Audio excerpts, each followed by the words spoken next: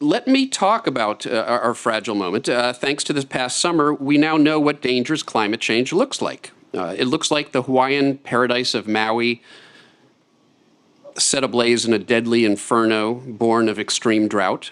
It looks like the orange tinge of our home city of Philadelphia, shrouded in choking Canadian wildfire smoke. Or the faces of grief-stricken families in nearby Bucks County who lost loved ones in an epic flash flood. And the scalded feet of toddlers in Phoenix who made the mistake of walking out onto toaster oven hot pavement.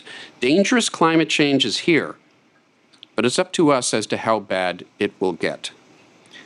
In my new book, Our Fragile Moment, due out next week, blatant plug, I explain what we can learn from about the climate crisis from Earth's longer-term climate history. Paleoclimate data, for example, show that we may well have just experienced the warmest days of the warmest month in at least 100,000 years.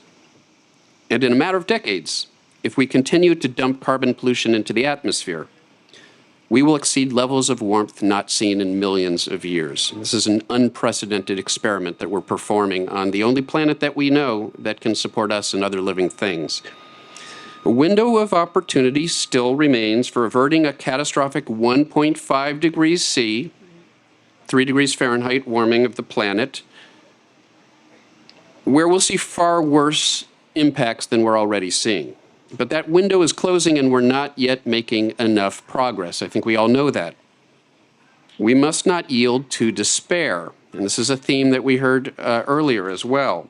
The antidote to doom is doing. We should be inspired by youth climate activists who won a landmark court case in Montana this summer establishing that the state had violated their right to a clean and healthful environment.